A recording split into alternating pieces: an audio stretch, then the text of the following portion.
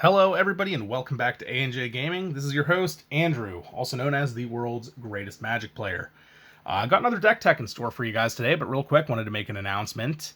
I actually have a really good-sized project I'm in the midst of editing. All the filming on it's done, but it is a sizable project, so it'll take me a little bit to touch it up and go over it. The reason I'm mentioning this now is I'm really excited. It's a lot different than what I've done so far on this channel, and it's something I wouldn't mind stepping into. So this is part announcement to keep your eyes peeled for that, part of a shout out to just say thanks to everybody who's been part of it, everybody who's made it possible, and well, I'll give them more of a shout out when the actual time comes and in the actual video. But moving right along, deck tech. It's like my stereotypical best Magic player in the world deck tech. There's only 17 cards here. I don't want to give you guys the whole list. EDH is loads of fun, especially when you build and customize your own decks. So these are just more of a hint at a starting point and, a different way you could take it. But the commander for today is Kaho Minamo Historian. He is 2/2 blue for a 2/2 legendary human wizard. Whenever he comes into play, search your library for up to 3 instant cards and remove them from the game, then shuffle your library. You can pay X and tap him. You may play a card with converted mana cost X removed from the game with Kaho without paying its cost. Well, you're technically paying the cost, but if you were in a multicolor deck, you could cheat what colors you were using for it. Now, the reason I really like him is, one, you get to tutor for up to 3 instants at a time to throw under him. I normally play it safe and only do 2, but you can get up to 3 with him, and I think that's great. I love the flexibility on it. Yes, it does exile them, but what is really neat, my friends and I actually just had to check the ruling on this fairly recently. Whenever you cast the spell with him, you're pulling it out of exile, putting it, I know they don't use the term the stack anymore, or at least they kind of frown upon it, but you're putting it onto the stack, and as it resolves, it actually goes to your graveyard. So if you're able to cast what's underneath him, you're not losing it. If he dies or gets bounced or whatever while he's on the field, then yes, you will lose it. But he's fun as heck to play. I know a lot of people see mono blue as super unbearable and super horrible to play against. He's just a fun one. But first off, I want to cover a couple, I don't want to say staples with him, but just really good quality cards that I like using underneath him. First up, Glimmer of Genius. 3 and a blue, instant. Scry 2, then draw 2 cards. You get 2 energy. Now, this is actually on my underused cards video. I think it's great because of the fact that it's an instant speed with a nice scry to it. The energy, it doesn't really matter too much, but there are plenty of cards where I'm sure you guys would be able to come up with a nice way of manipulating the energy and utilizing it well with him. Another great card to throw underneath him is Engulf the Shore. 3 and a blue instant, so another 4-drop instant here. Return to their owner's hands all creatures with toughness less than or equal to the number of islands you control. Well, we're not going to have much of a hard time getting islands out. It is a mono blue deck, so even if you're running a good handful of non-basics, you're still going to end up with a good handful of islands, especially with how good blue is at card advantage. Of course, everybody already thought, man, you can throw counter spells under there. Well, I wanted to kind of mention this one because it also opens Kaho up to another really cool aspect, as well as, I believe, the next card as well. But Split Decision is 1 and a blue instant. Has Will of the Council, so it's a voting card. Choose target instant or sorcery spell. Starting with you, each player votes for denial or duplication. If denial gets more votes, counter the spell. If duplication gets more votes or is tied, copy the spell. You may choose new targets. The new facet of Kaho that I wanted to point out that I think a lot of people kind of overlook is you now get to play not necessarily a more political game. You're playing blue. It already can be as political as you want. But you now get to kind of, I guess you could say, bluff people out. You have this sitting underneath him. They know that it's exiled with him.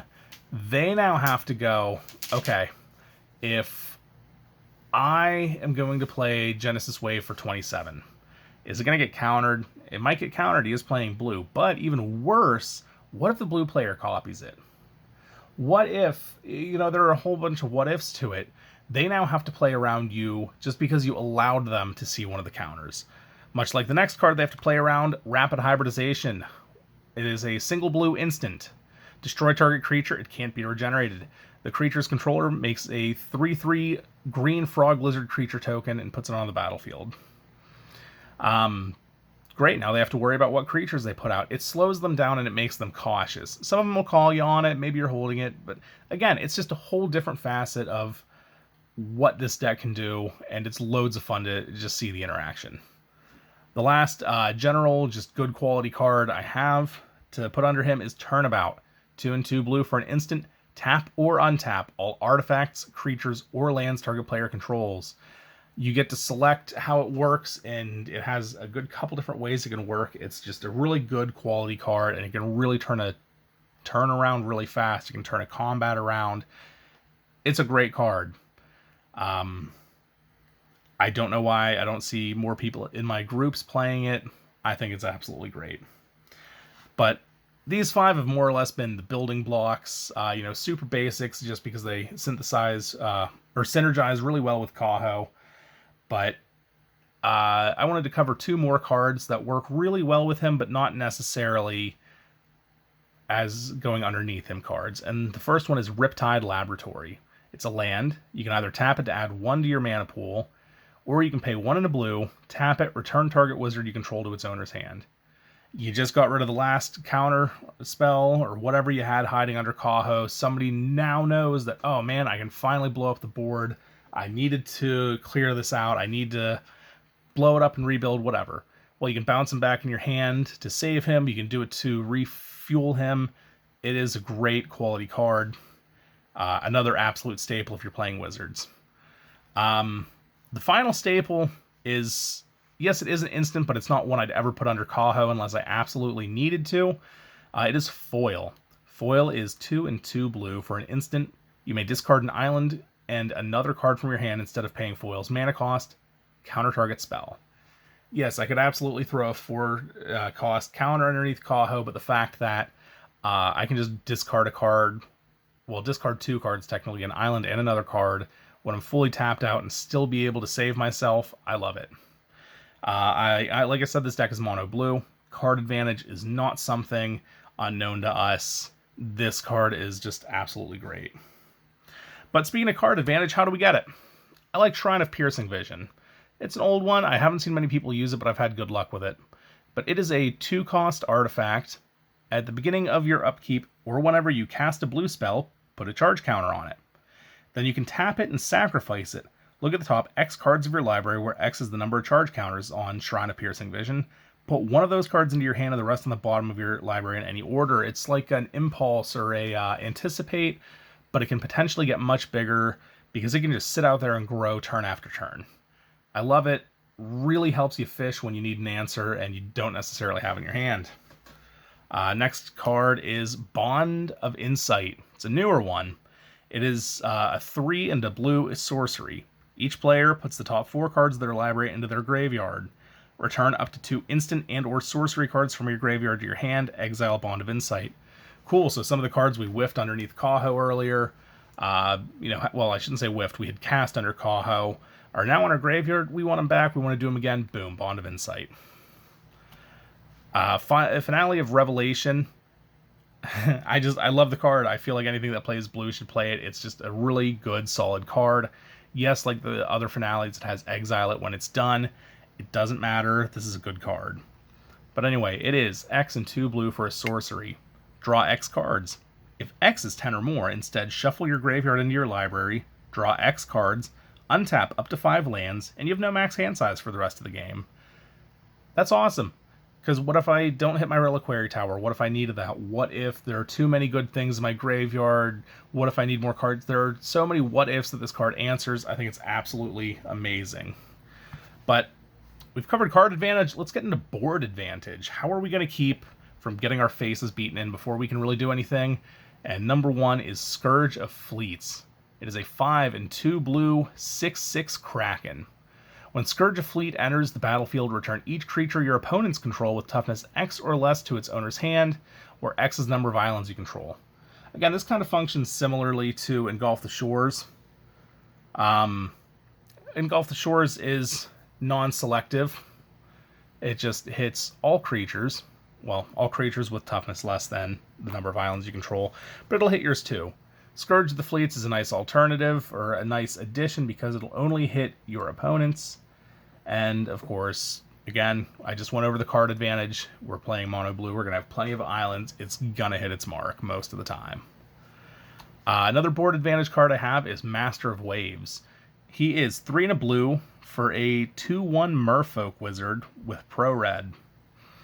Elemental creatures you control get +1/+1.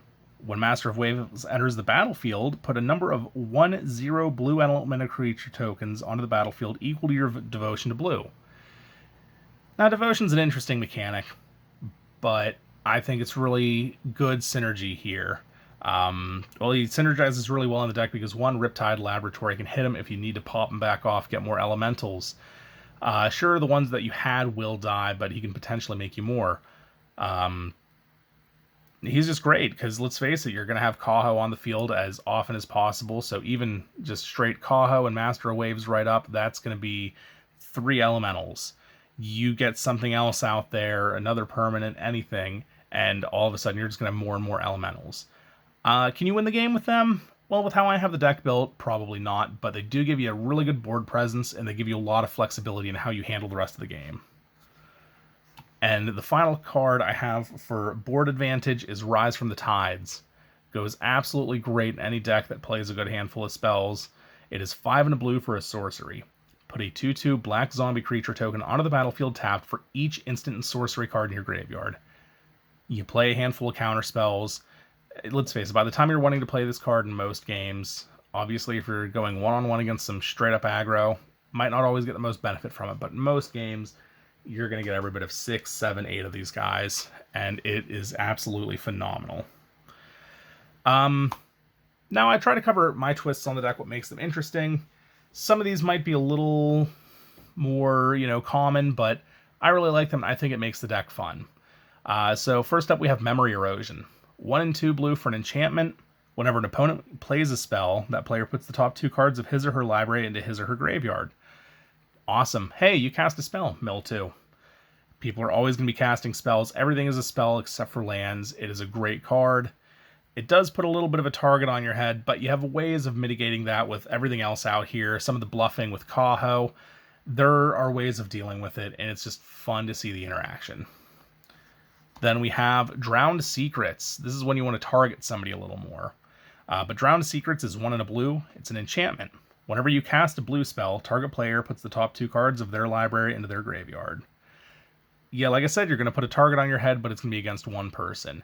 Maybe you can politic your way out of getting the other people to hate you while you poke, target them a little bit, but it's also a really good card, and making people lose cards from their deck to their graveyards, a great way of kind of keeping them where you want them. Yes, there is the possibility that they have an Elixir of Immortality, or they milled an Ulamog or something like that, and it'll just reshuffle and it won't matter, but still, while it does matter, and even if it does get reshuffled, it just adds so much uncertainty to them, it puts you in a better position. Last little twist I have is Psychic Corrosion. It's 2 and a blue for an enchantment. Whenever you draw a card, each opponent puts the top 2 cards of their library into their graveyard. It's solid. You're in blue, you're going to be drawing plenty of cards. It goes very well with Finale. It's just a nice, solid card in general. And something like this, because it's in Commander, people are going to go, okay, it's just 2 cards.